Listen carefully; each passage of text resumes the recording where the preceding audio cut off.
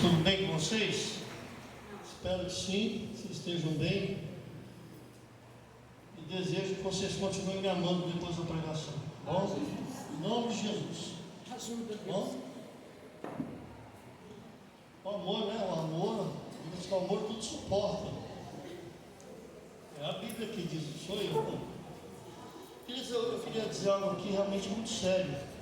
Eu vinha conversando com a minha mãe no caminho e eu estava falando para minha mãe, aliás, eu tenho conversado com algumas pessoas, porque eu estou muito preocupado com tudo que nós estamos vivendo na nossa geração. Eu não sei se vocês estão percebendo o que é que está acontecendo. Eu vou falar dessa maneira e você vai entender. O diabo decidiu colocar as garras do lado de fora e mostrar a que realmente ele veio. Deixa eu aprender isso aqui, se eu começar a voar nesse caminho, vai dar certo. Eu queria que você entendesse isso. O diabo não está brincando, queridos. Essa é uma questão muito séria. Alguns anos atrás eu me lembro que eu ouvia pastores ministrando, dizendo assim: o diabo não brinca de ser diabo. Agora ele resolveu dar as caras e mostrar realmente quem ele é e o que ele está disposto a fazer. E o que me preocupa muito é que eu tenho percebido, isso é muito perceptível, que a igreja está caindo numa morbidão espiritual muito grande. E as pessoas não estão percebendo que elas estão indo a um passo do inferno e não estão se dando conta disso. Então é uma questão muito séria. Eu gostaria de ser um pregador de prosperidade, de bênção, eu gostaria de ser, queridos, mas eu realmente não vou mudar aquilo que Deus colocou na minha vida, sabe? Às vezes eu sou convidado para pregar. Sábado passado eu preguei na igreja. Quando terminou o culto, o pastor me chamou e disse assim: eu nunca mais vi alguém pregar como você pregou aqui nessa noite. Ele disse: precisa ter coragem, precisa ter peito para pregar desse jeito. Eu disse para ele: pastor, eu não tenho mais a minha vida por preciosa, porque se pregar a verdade vai custar a minha vida, então vai custar, eu vou pagar o preço, mas eu não vou deixar de falar a verdade. Amém, queridos? Então, Mateus capítulo 7, versículo 24, abra sua Bíblia por gentileza. Eu vou ler alguns textos, então eu queria que você realmente dedicasse a sua atenção. Eu sou um pregador meio chato, irmão. Se conversar na hora que eu estiver pregando, eu paro de pregar para ouvir você conversar. A gente faz uma troca justa. Você conversa e eu paro de pregar. Nós vamos entrar num acordo. Mateus capítulo 7, versículo 24. Eu quero compartilhar com você algumas coisas que Deus colocou no meu coração. Em alguns textos, o Senhor me trouxe algumas lições, algumas recomendações. Eu acredito que a gente está na igreja para aprender. Eu vejo a igreja como uma grande escola, onde a gente vem aqui no domingo, na quinta-feira. Quinta-feira foi um negócio espetacular. Eu saí daqui, sabe, meditando e pensando tudo que eu ouvi aqui na quinta-feira. Deus usou poderosamente a vida do Samuel. Foi uma coisa assim tremenda, foi tremendo demais. Eu vejo as pessoas muito despreocupadas em conhecer a palavra de Deus, e essa falta de conhecimento da palavra está trazendo para esta geração uma geração de crentes muito frágeis, de crentes que não conhecem, não sabem a linha divisória entre servir a Deus e servir o diabo. Pessoas estão brincando, e aí a coisa vai ficar séria, porque quando você menos esperar, a igreja não vai estar com pouca gente porque as pessoas não vieram para a igreja vai estar com pouca gente porque Jesus arrebatou a igreja. E aí eu fico pensando qual seria a reação das pessoas chegarem num culto, numa igreja, de repente ou encontrar a igreja fechada, ou encontrar a igreja aberta e descobrir que um monte de gente não veio. E não veio por quê? Não foi porque faltou, é porque Jesus voltou, é porque Jesus arrebatou a igreja. E essa é uma questão muito séria. Acredite você ou não, o arrebatamento vai acontecer. Acredite você ou não, o céu é uma realidade. Acredite você ou não, o inferno também é uma realidade. Então nós temos que acordar enquanto há tempo. Mateus capítulo 7, versículo 24 diz assim, ó: todo aquele, pois, que escuta estas minhas palavras e as pratica, assemelhá-lo-ei ao homem prudente, que edificou a sua casa sobre a rocha.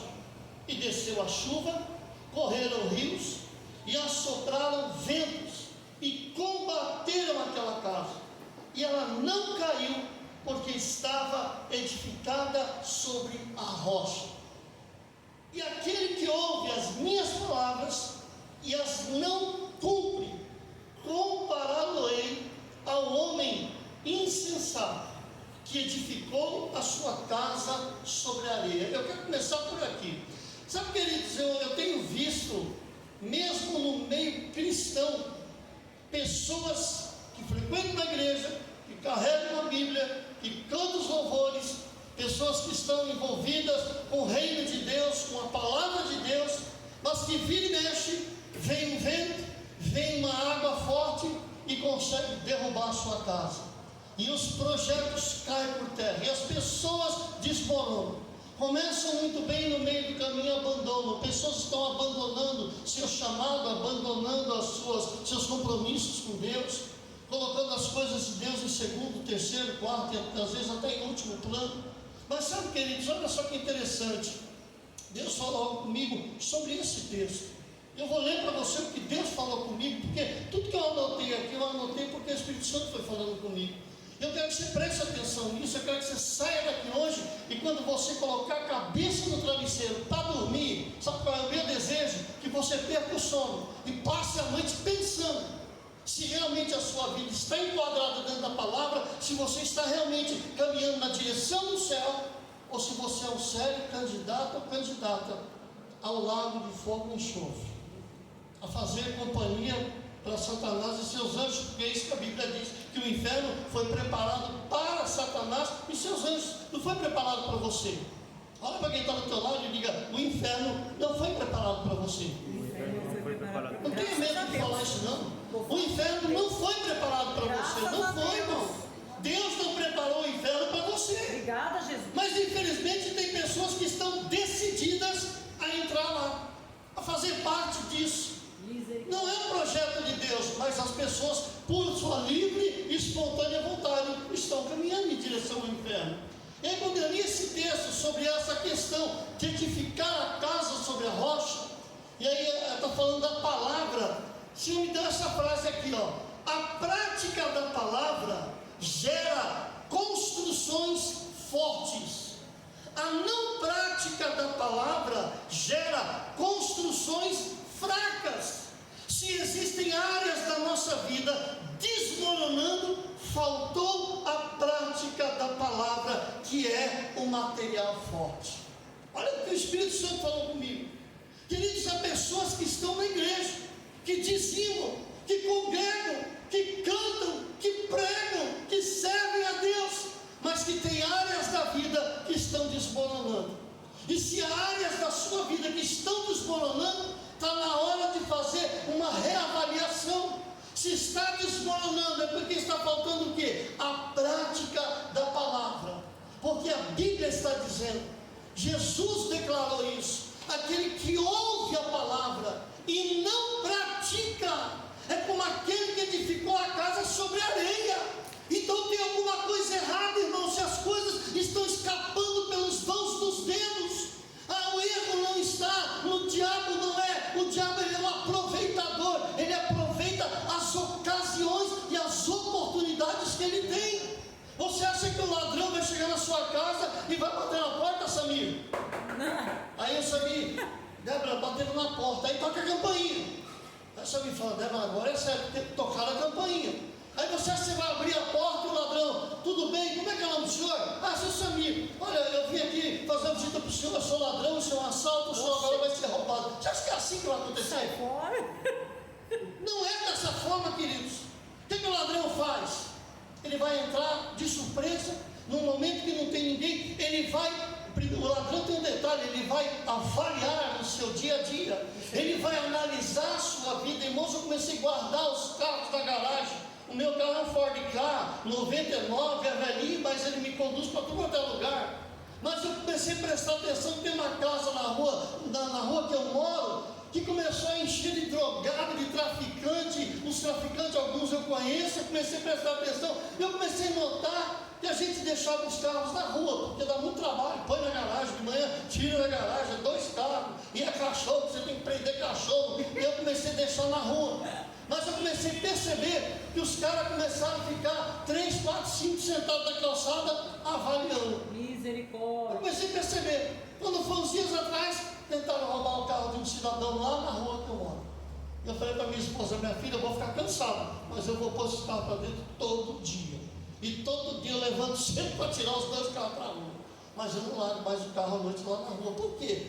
Porque eu vou estar dando ocasião. Eu vou estar dando oportunidade. Agora veja só. A Bíblia diz que o diabo ele veio como um ladrão para roubar, né? Ele veio para matar, roubar e destruir. Ele é ladrão, ele rouba mesmo.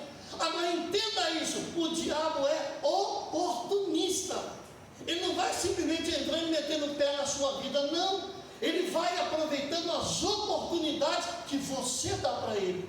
É você que dá a oportunidade, é você que abre a brecha, é você que abre as portas. E aí a palavra de Deus está dizendo que aquele que ouve a palavra. Você já parou para pensar tudo que você tem escutado aqui? Tanto no domingo quanto na quinta-feira. Irmãos, Deus tem falado palavras para a gente aqui que, olha, era para você estar, eu vou dizer como a pastora costuma dizer, é para você estar voando, e voando muito alto, conquistando muitas coisas. Mas a gente ainda vê muita gente que está aqui em todos os cultos e está assim, ó: oh vida, oh céus, oh vida, oh céus. Tem gente que não consegue entender, você não consegue receber uma mensagem no WhatsApp e dizer assim: olha, eu conquistei, eu realizei tal coisa. Quando entra a mensagem é porque tem um problema. Meu Deus! Eu digo: Jesus, sai do problema e entra no outro, sai do problema e entra no outro. Senhor, leva essa pessoa para o céu. Porque pelo menos no céu não vai ter mais problema, porque não é possível. Agora, por que é que esses problemas acontecem com tanta frequência? Porque as coisas estão desmoronando com tanta frequência. Por uma única situação: a falta de prática da palavra.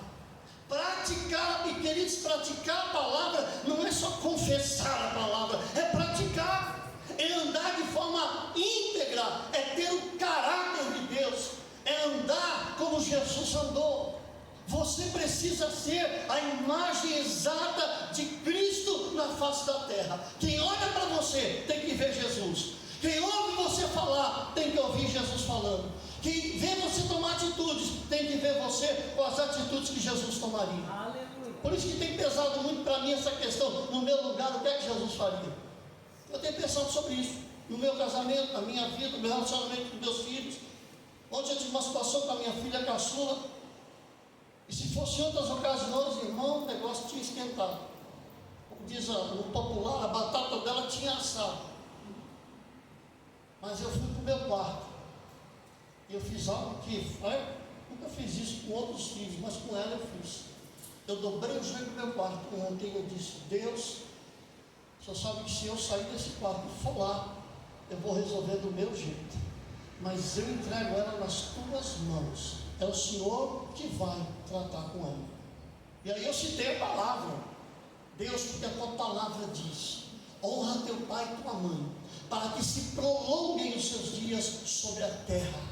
A Assunção não tem medo? Não, porque aquilo que ela semear, ela vai colher. Eu sou pai e ela me deve respeito. A minha esposa é a mãe e ela deve respeito.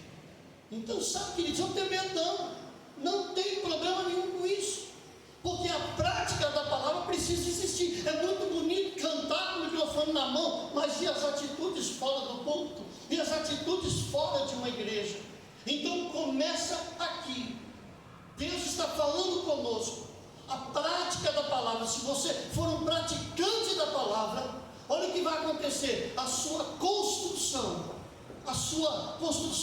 família, a sua construção finanças, a sua construção saúde, a sua construção negócios, todas as construções da sua vida serão alicerçadas sobre a rocha. Você vai ter uma vida financeira abençoada, você vai ter uma vida familiar abençoada, você vai ter uma vida de saúde perfeita, porque a enfermidade não vai encontrar brecha para entrar, porque eu estou alinhado com a palavra, eu ando de acordo com a palavra. Agora, quando eu ando desordenado, eu estou dando para o diabo exatamente o que ele quer: a chave da casa para ele entrar e fazer o que ele quiser. Então eu queria que você pensasse sobre isso. Quais desmoronado com os ventos e com a água forte. Se está desmoronando, está na hora de você fechar a porta do teu quarto, em secreto, falar com o teu pai, que em secreto te ouve, e ele te ouvirá. E dizer para ele: Senhor, olha, eu fiz uma avaliação, Senhor, e eu estou vendo que realmente está faltando eu praticar a palavra nessa área, está faltando eu praticar a palavra nesse ponto, eu estou errando aqui, Senhor. Porque, queridos, apontar o erro dos outros é muito fácil. Adão foi o primeiro a fazer isso. Adão, onde você está? Eu ouvi tua palavra, fiquei com medo. Medo do quê? Que eu percebi que eu estava nu. Quem mostrou para você que você estava nu? O que Adão falou, irmãos?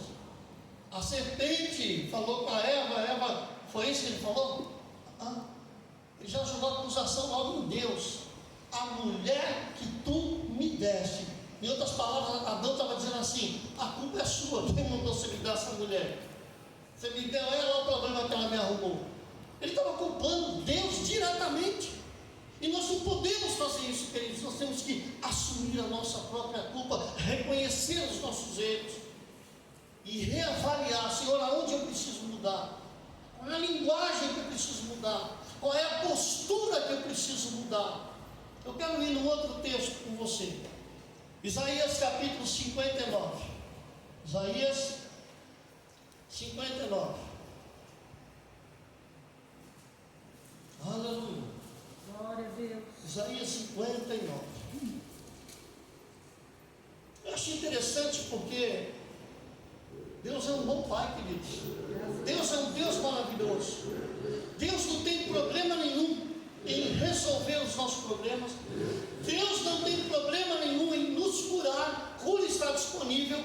O que Jesus fez na cruz, nós vamos cear. O que Jesus fez na cruz, Ele conquistou a prosperidade, Ele conquistou a saúde, Ele conquistou a alegria, Ele conquistou a paz, Ele conquistou tudo para que você tenha uma vida excelente. Agora, a pergunta é: se Jesus já resolveu todo o problema na cruz, por que eu continuo tendo problemas? Aonde está o problema? Então vamos em Isaías 59. Isaías 59, verso 1 diz assim: eis que a mão do Senhor não está encolhida para que não possa salvar. Olha para quem está do teu lado e diz assim: Deus não tem problema nenhum para te salvar. Deus não tem problema nenhum para te salvar. Seja qual for o problema, queridos, Deus não tem problema não. Seu problema pode ser gigantesco, Deus vai te salvar desse problema. Ele tem como resolver a situação. E aí diz assim: que não possa salvar nem o seu ouvido agravado, para que ele não possa ouvir. Dá um sorrisão para quem está do lado e diz assim: ei, Deus não está surdo com você. Deus não está surdo com você. Sabe, queridos, Deus não está fingindo que não está te ouvindo, como muitas vezes nossos filhos fazem, né? Que a gente está falando, eles fazem conta que não estão ouvindo, que não é com eles. Meu Deus. Né? Agora, Deus não, queridos. Deus não está com as mãos encolhidas. Ele está pronto a salvar, Ele está pronto a resolver o problema, Ele está pronto a operar o milagre, Ele está pronto a enviar o recurso, Ele está pronto a fazer qualquer coisa para você viver uma vida vitoriosa. Deus está pronto. O ouvido de Deus não está surdo não. Quando você, a Bíblia diz que até antes de você falar alguma coisa, antes de um som sair pela sua boca, Deus já sabe o que você precisa. Dá um sorrisão para quem está do lado e diz assim: quando você entrou aqui hoje, você não vai precisar falar mais nada. Porque quando você se arrumou para vir para o culto, Deus já sabe o que você precisa. E Ele já providenciou. Ele já providenciou, queridos. Ele sabe o que você precisa. Ele já proveu o recurso. Sua semana vai ser uma semana de milagre. Sim. Eu creio. Aí a semana que vem alguém vai dizer: eu vou pegar o pastor porque ele disse que a semana ia ser de milagres, eu só tive problemas. Meu Deus. Agora pera um pouquinho. Vamos para o versículo 2 de Isaías 59, vê o que está escrito. Mas o que, queridos? Tem mais aí. Mas as vossas iniquidades fazem divisão entre vós e o vosso Deus. É isso aí. E os vossos pecados encobrem o seu rosto de vós, para que não vos ouça. Aí eu pergunto: o problema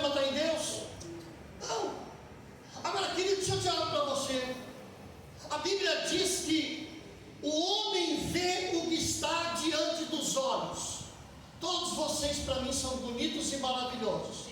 Todos vocês para mim são santos, santificados em Deus. Mas a minha Bíblia, a sua Bíblia diz que Deus não vê como vê o pastor Paulo de Tarso. Deus não vê como vê a pastora Bíblia. Deus não vê como vê o homem. Deus sonda o coração. Deus vai no íntimo, queridos. É isso aí. Para de enganar Deus. Para de achar que pode levar Deus na conversa. Para de achar que pode levar Deus no aleluia e no glória a Jesus, porque com Deus não funciona. E tem pessoas que estão caminhando num caminho de destruição, com problema em cima de problemas. Deixa eu dizer algo para você, isso aqui não é uma palavra profética, pelo amor de Deus. Ainda bem que está ali gravado, porque eu estou aqui dizendo, não estou dizendo uma palavra profética, mas eu quero que você acorde para a realidade. Nós estamos vivendo uma geração onde muitos crentes, antes de morrer, ficarão em cima de um leito de enfermidade sofrendo.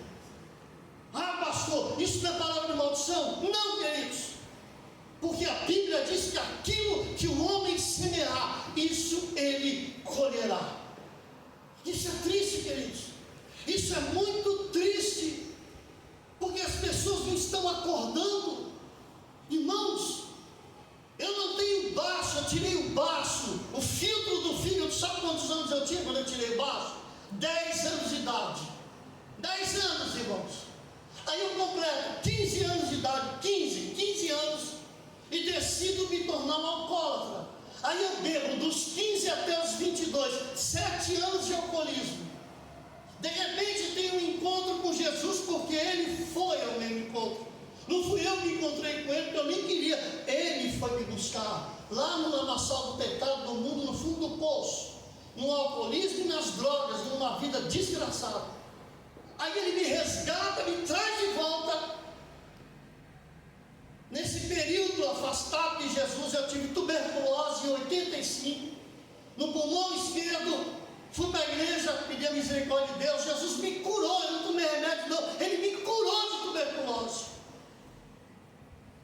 E eu descubro esse ano que eu estou vivo por um milagre, porque eu fui fazer uma bateria de exames, o CERC pediu, e quando eu fui fazer a bateria de exames, um dos exames, que era um exame caro, muito sério, foi feito com o Dr. Lincoln, aqui em Tietê. E o Dr. Lincoln olhou para mim e começou a perguntar algumas coisas do meu histórico de saúde e tudo. Quando eu disse para ele, eu não tenho o baço, ele olhou para mim e disse, você não tem o baço? Eu disse, não. Quando você tirou o baço? Eu falei, eu tinha 10 anos. Irmão, eu estou com 58 anos. Eita Jesus. Eu tinha 10, eu tenho 58. Fazem 48 anos que eu tirei o baço. E 7 de alcoolismo. E o doutor Lincoln olhou para mim e disse assim, viu, você toma de 5 em 5 anos a vacina. Eu falei, que vacina? Ele disse, a vacina. Eu falei, que vacina, doutor? Ele disse, Paulo, quem tira o baço perde um órgão importante que produz algo que impede de os pulmões serem afetados e a pessoa morrer. Meu Deus. Quando ele disse aquilo, eu estava sentado no consultório, eu só olhei para a cara dele, ele olhou para mim, eu disse, doutor, e quem não tem o baço e passa 7 anos no alcoolismo? Ele disse, essa pessoa já está morta.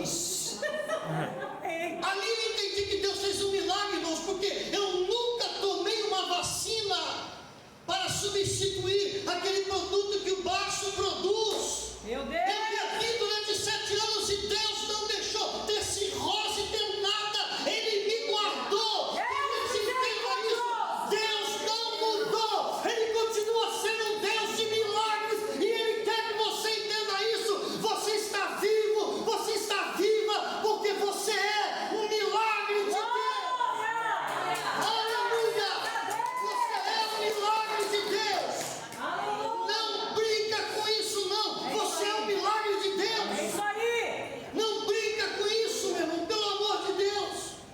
Você é um milagre vivo na mão de Deus. Alexandre, você sabe que não era para você estar mais aqui. Você sabe disso. Porque se não fosse Deus, você sabe muito bem que já teria acontecido com a sua saúde. Queridos, nós estamos brincando. A gente fica levando Deus na brincadeira. Há pessoas aqui que já passaram situações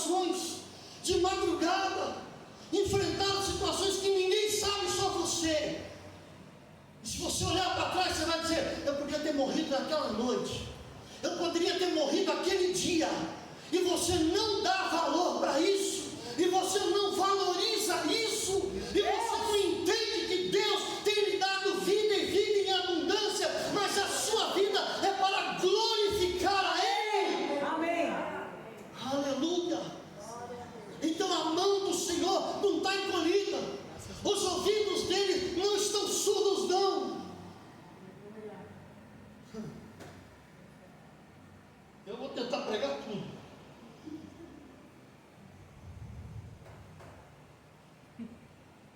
O Gustavo, Deus está perguntando: o que é que você está esperando Deus fazer? Para você voltar a fazer o que Ele te chamou para fazer. A pergunta de Deus é só essa. Não responde para mim, responde para Ele. O que você está esperando? Para um pouquinho e veja. Veja tudo que Deus fez na sua vida até hoje. Sabe, queridos, o que mais machuca o coração de Deus? A ingratidão. A ingratidão machuca o coração de Deus. Deus entregou Jesus na cruz. Você consegue imaginar isso? Eu conversei com o Samir, de que nós fomos para São Paulo. O Samir começou a me contar algumas coisas e falou de uma pessoa que lhe ajudou, estendeu a mão e de repente a pessoa mete os pés pelas mãos. Eu disse para ele: isso é ingratidão. Dói ingratidão, Samir? Dói. Dói porque a gente age com amor. E quando você recebe ingratidão, na hora que você age com amor, dói, queridos. Dói. Agora você já parou para pensar o que é que você está fazendo com o coração de Deus? O que é que você está fazendo com o amor que Deus deu a você? Então Deus não está surdo. A mão de Deus não tem problema nenhum para te salvar, para resolver o problema.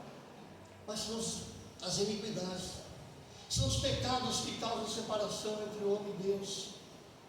São os pecados. Olha só, Deus está sempre na posição de salvação. Deus está sempre na posição de resposta. Deus está sempre na posição de operar o milagre.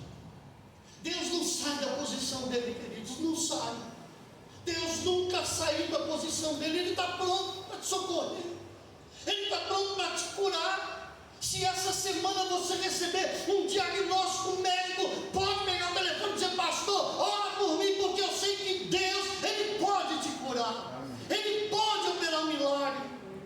Agora nós vamos esperar chegar nesse ponto, queridos. Não precisa não. Só entenda que Deus te ama. Só entenda que Deus é um bom Pai, Ele quer o melhor para a sua vida. Agora, quando eu entendo que Deus quer o melhor para mim, queridos, eu vou dar o meu melhor para Ele. Há um tempo atrás eu fui para São Paulo. E eu fui pela empresa, pela Procerto. Peguei o carro da empresa e fui buscar um negócio lá que eles pediram. E sabe onde? Eu passei na Avenida Francisco Matarazzo, aonde eu caí e bati a barriga numa escada e o braço rompeu. Eu tinha 10 anos. Mas quando eu entrei na Avenida Francisco Matarazzo, que eu passei em frente ao prédio, quando eu olhei para o prédio, dentro do carro, eu estava sozinho. Dentro do carro, o Espírito Santo falou para mim: estaciona o carro. Eu parei na Avenida Francisco Matarazzo, dei certo, entrei, encostei e fiquei olhando para o prédio onde nós morávamos e onde eu caí. E quando eu comecei a olhar para aquele prédio e me lembrar do que eu vivi naquele dia, o Espírito Santo falou comigo: eu te dei vida. Você poderia ter morrido naquele dia, mas eu te dei vida para você me servir.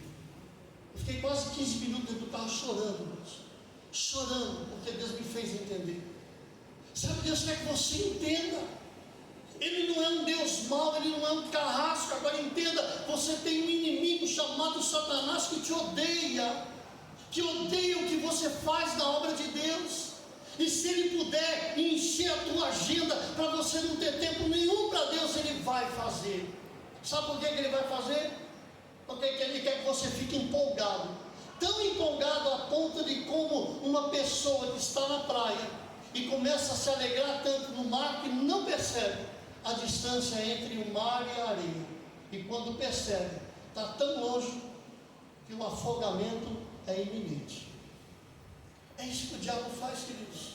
O diabo traz alegria ao nosso coração e a gente começa a viver tanta coisa que a gente vai, não, qualquer dia eu volto, qualquer dia eu faço, qualquer dia eu vou, qualquer dia. Mas olha para quem está do teu lado com todo amor e carinho e diga, cuidado. Cuidado. Não tenha medo não, diga aí, cuidado. Cuidado. Porque qualquer dia Qualquer dia. pode não acontecer. Pode não acontecer. Isso é muito sério, queridos. Isso não é uma brincadeira. Eu juro para você que eu queria pregar outra coisa, mas isso é sério. Isso é muito sério. Enquanto você está aqui, tem alguém no necrotério agora. Enquanto você está aqui, você que é mãe, você que é pai, tem um pai e uma mãe no necrotério agora, vendo um filho e uma filha em cima de uma pedra. Enquanto você está aqui, tem alguém perdendo a vida agora, porque deixou Jesus, porque resolveu colocar Deus em último plano. Gênesis capítulo 4. Gênesis capítulo de número 4. Se puder abrir lá, por gentileza. Gênesis capítulo de número 4. Aleluia. Gênesis 4, versículo de número 7. A história é bem conhecida, a história de Caim e Abel. Deus me fez entender algo aqui. Eu quero compartilhar isso com você. Gênesis capítulo 4, versículo 7. Eu vou ler o versículo 5, 6 e 7. Diz assim: mas para Caim, para sua oferta, não atentou.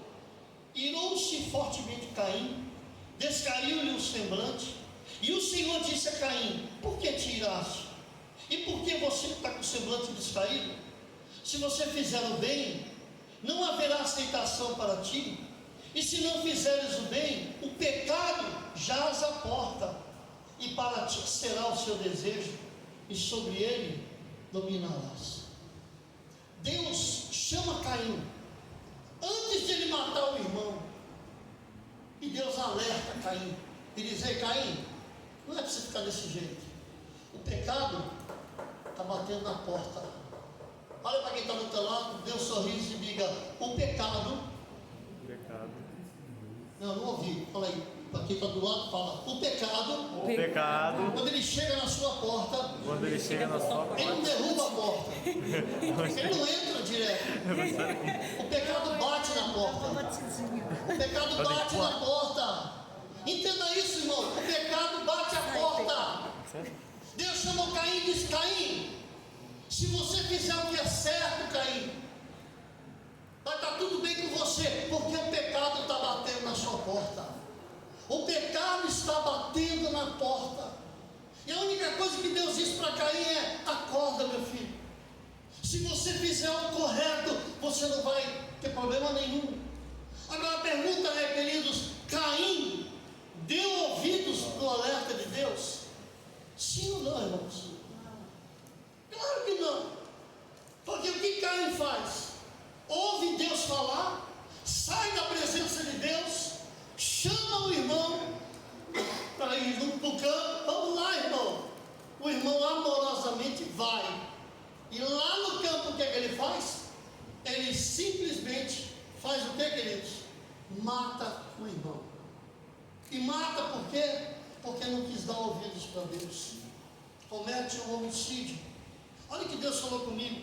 Assim como Deus advertiu Caim, Deus nos adverte do perigo iminente. Escuta bem isso.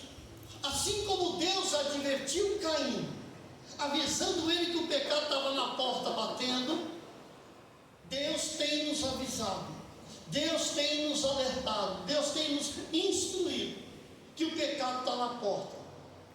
E a gente fica fazendo de conta do quê? Que não está ouvindo nada. Só que quando acontece, aí a gente leva um susto, aí a gente se assusta, porque é assim que acontece. O pecado jaz à porta. Então cabe a você atentar, estar atento, estar cauteloso, cautelosa, e não dar ocasião. A Bíblia diz que não é para dar ocasião para o diabo. Não deis ocasião ao diabo. Cada um de vocês que estão sentados aqui nessa noite, cada um de vocês tem um chamado da obra de Deus. vocês vai ter que prestar contas diante de Deus por aquilo que Deus te deu, por aquilo que Deus entregou na sua mão. Abra sua Bíblia em Josué capítulo 7. Josué capítulo 7. Eu prometo que eu já estou terminando.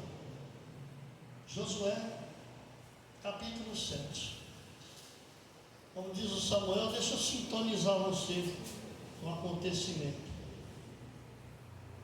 Em Josué capítulo 6, eu não vou ler o texto, eu só quero que você ouça. Em Josué capítulo 6, a Bíblia diz que a cidade estava cercada. Jericó estava com as portas fechadas, ninguém entrava, ninguém saía, ninguém ia para lugar nenhum. Aí Deus chama Josué e diz assim: olha, eu já entreguei Jericó na tua mão. Aí Josué ouve toda a instrução de Deus, faz o quê? Reúne o povo, reúne o exército, e eles vão fazer o quê? Para a guerra? Não, eles vão ficar andando em volta da muralha. E eles obedeceram a Deus nas instruções, naquilo que Deus falou, e obedecendo as instruções, o que foi que aconteceu? As muralhas caíram. Esse é o relato. Aí eles ficam tudo felizes na vida. Dá um sorriso para quem está do teu lado e diz assim: depois de uma grande conquista é só alegria. Depois de uma grande conquista é só alegria. Agora entenda isso. Depois de uma grande conquista a gente sente alegria, mas a gente não pode deixar de continuar obedecendo. E esse é o grande detalhe. Aí o que acontece? Eles se alegram, invadem Jericó, mata todo mundo, faz aquele fuzuê todo. Mas qual era a ordem de Deus? Tudo que tem em Jericó é anátema, ou seja, não pode pegar, nada, não é de vocês, não faz parte da vida de vocês, vocês não vão se contaminar com nada, tudo condenado que tem em Jericó. Você entendeu, Josué? Josué, eu entendi, Senhor. Josué chama o povo e diz: vocês entenderam? Nós vamos conquistar Jericó, mas não é para pegar nem uma colher. E aí o que acontece, queridos? Passa a situação, eles vencem uma grande batalha. Imagina como eles ficaram conhecidos na ocasião. Aí eles conquistam, eles realizam. Isso é mais ou menos o crente quando conquista uma vitória, que fica feliz da vida, chega com um carro novo buzinando: conquistei, esse é meu carro, olha, essa é a chave da minha casa, pastor, ora pela chave da minha casa. É só alegria. Pastor, Deus me deu um emprego maravilhoso, glória a Deus. Mas, queridos, não adianta depois de uma grande conquista eu relaxar no meu compromisso com Deus. Não adianta depois de eu conquistar algo maravilhoso eu simplesmente esquecer daquilo que eu empenhei a minha palavra com Deus, porque eu tenho que ter compromisso sério com Deus. E aí eles conquistam, e aí quando eles estão lá, conquistaram, está aquela maravilha toda, foi maravilhoso. De repente surge uma outra cidade pela frente, que eles iam andando, né? Aí aparece uma cidade chamada Ai.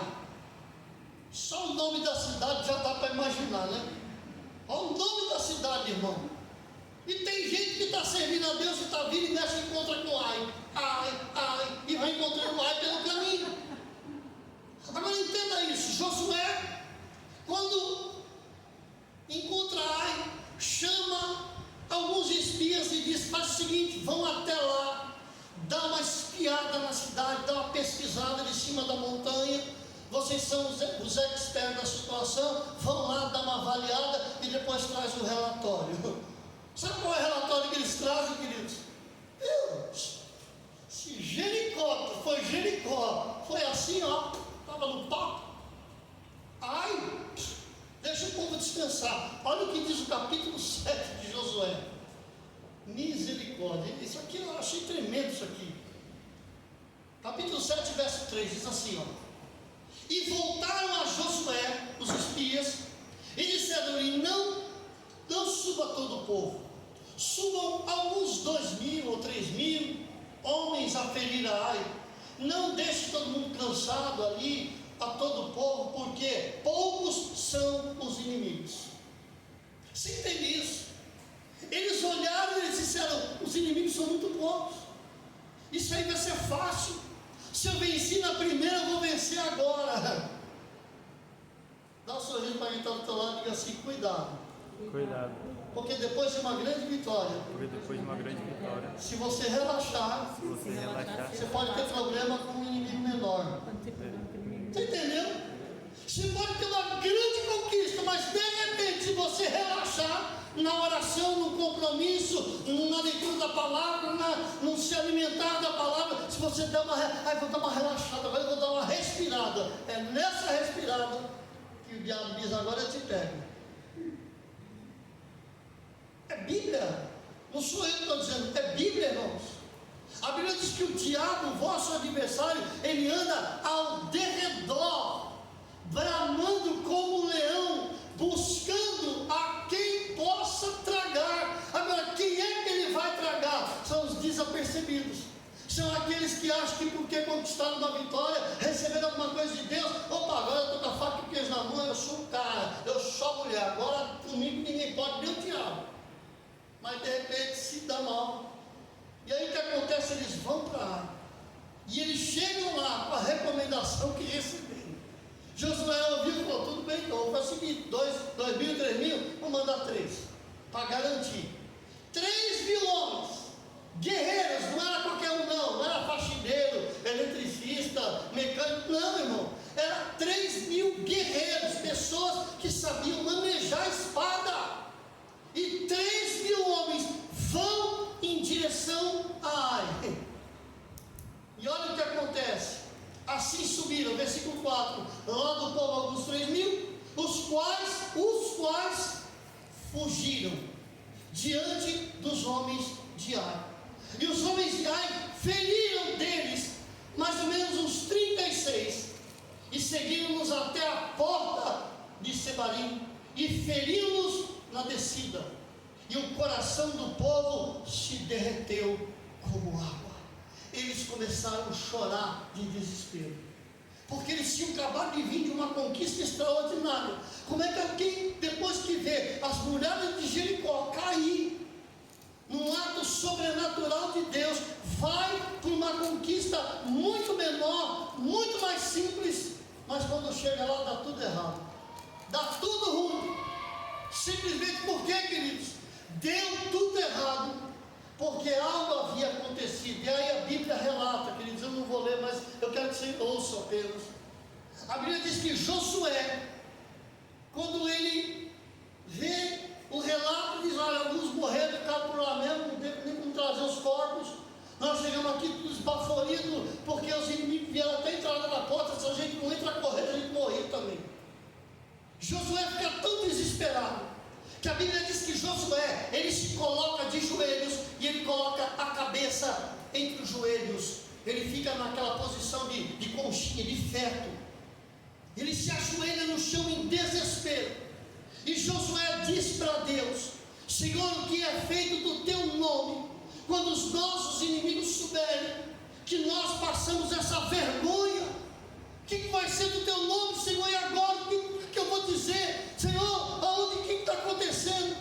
Você sabe o que é que Deus fala para Josué?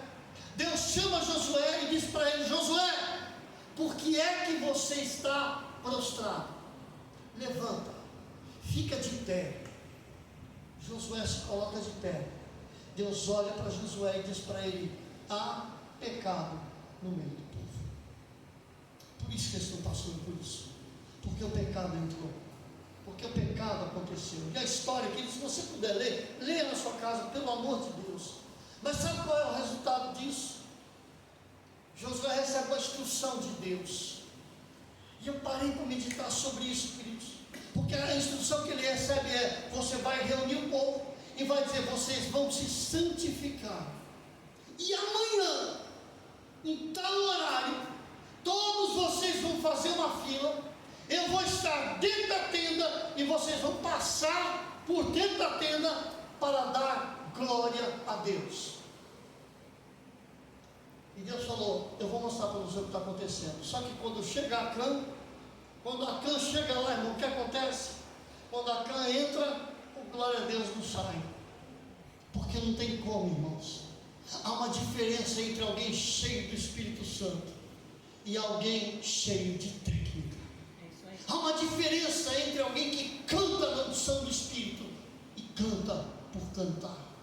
Há uma diferença entre alguém que prega na unção e no poder de Deus e alguém que prega na técnica do conhecimento que tem. Paulo disse: a minha pregação não consiste em palavras persuasivas, mas em manifestação de poder de Deus. Aleluia. E é isso que Deus quer de nós, queridos. Que você não seja só um crente no seu local de trabalho, mas que você seja no seu local de trabalho alguém que manifeste o poder de Deus. Aleluia. E aí olha só isso, encontramos uma vitória pré-anunciada que se tornou uma vergonha. Era uma vitória pré-anunciada, está no papo, vamos conseguir, vamos conquistar, deu tudo errado. Por quê? Porque alguém desobedeceu a Deus, porque alguém pisou na bola, porque alguém fez o que não devia fazer.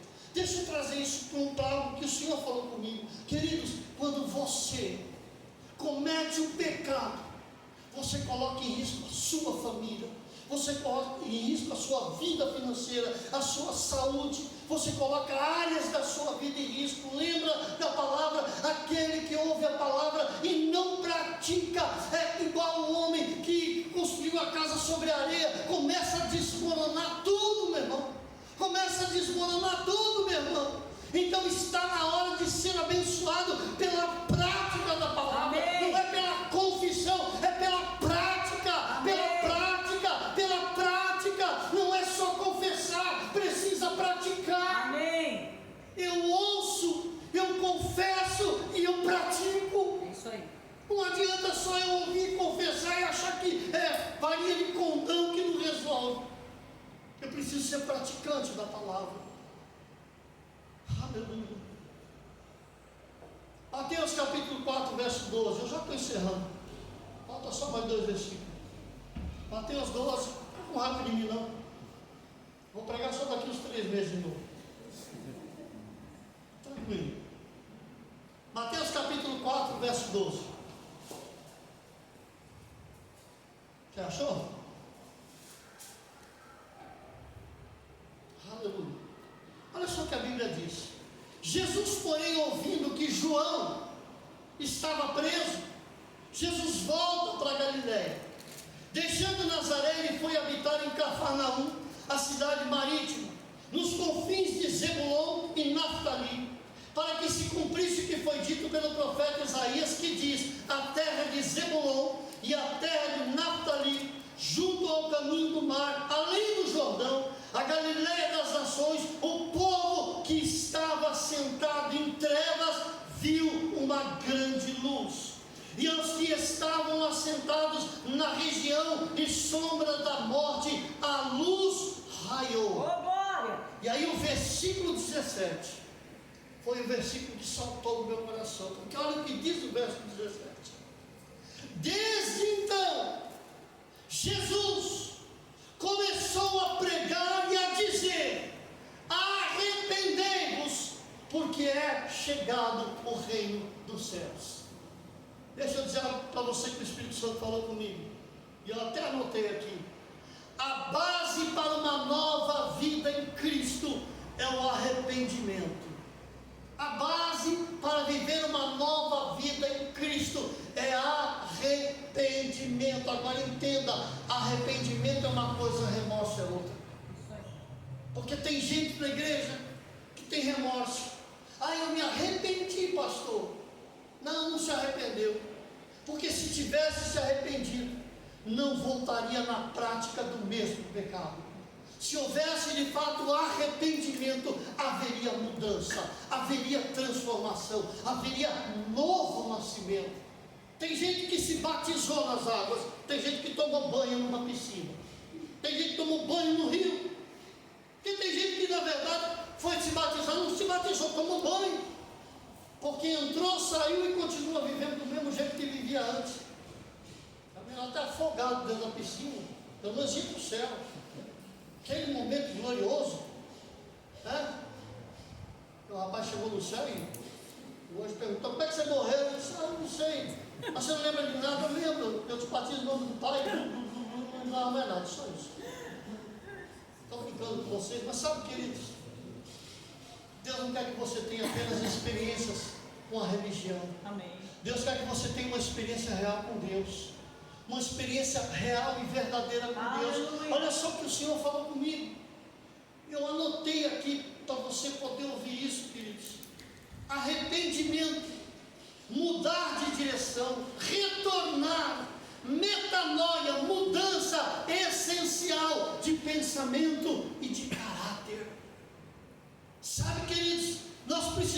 realmente nos arrepender. E o arrependimento é isso, é uma mudança radical. Eu era, não sou mais. Eu fazia, não faço mais. Eu praticava, não pratico mais. Eu sou uma nova criatura em Jesus. Aleluia. Agora hoje, nos dias atuais, está difícil de achar novas criaturas em Jesus. Porque como a pastora citou a semana passada, queridos, que eu postei lá, tem muito crente que está no meio dos ímpios, é mais ímpio do que o próprio ímpio que está lá. É lamentável isso, irmãos. Porque Deus nos chamou para fazer a diferença. Deus chamou você para ser luz no meio das trevas. Deus chamou você para ser sal na terra que dá equilíbrio. O sal tempera, dá equilíbrio, deixa um ambiente bom. Mas tem gente que não é sal. Tem gente que, em vez de ser como Jesus, que Jesus disse, vós sois o sal da terra, tem gente que é a pimenta da terra. Aonde chega fermenta, aonde chega arde tudo, aonde chega o problema está feito. Deus não chamou você para isso. Deus chamou para você ser o sal da terra e a luz do mundo. Último versículo, para você não ficar com raiva de mim. Provérbios capítulo 28. Agora é o último mesmo, não tem mais nada anotado aqui. Jesus, olha aí. Provérbios capítulo 28. Versículo de número 13.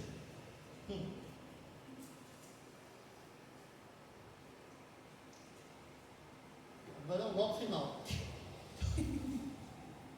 Provérbios capítulo 28, verso 13 diz assim: o que encobre as suas transgressões nunca prosperará, mas o que as confessa e deixa alcançará misericórdia.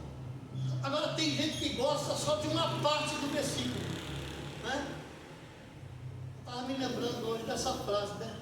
Pecado confessado é pecado perdoado. Quem disse? Não é isso que está escrito. Confessar é abandonar. Pecado confessado e abandonado é pecado perdoado. Aí sim. Agora, pecado só confessado, mas não abandonado, não é pecado. Sabe o que ele diz? É complicado isso. Porque tem muita gente confessando pecado, mas não abandonou o pecado. Tem muita gente confessando mudança de vida, mas que na intimidade não mudou nada. Tem muita gente que você vê essa carinha de paisagem tão boazinha e não sabe o demônio que é entre quatro paredes de uma casa com uma família. É sério isso, queridos. Você tem livre-arbítrio para fazer o que você quiser e para ir aonde você quiser. Mas não se esqueça de uma coisa: Deus há de trazer a juízo todas as coisas e até tudo o que está encoberto. Eclesiastes capítulo 12, no último versículo do capítulo 12 de Eclesiastes: porque Deus há de trazer a juízo todas as coisas, até tudo que está encoberto. Nós podemos nos esconder dos homens, mas de Deus não. Agora, só para encerrar aqui, eu quero ler isso aqui para você.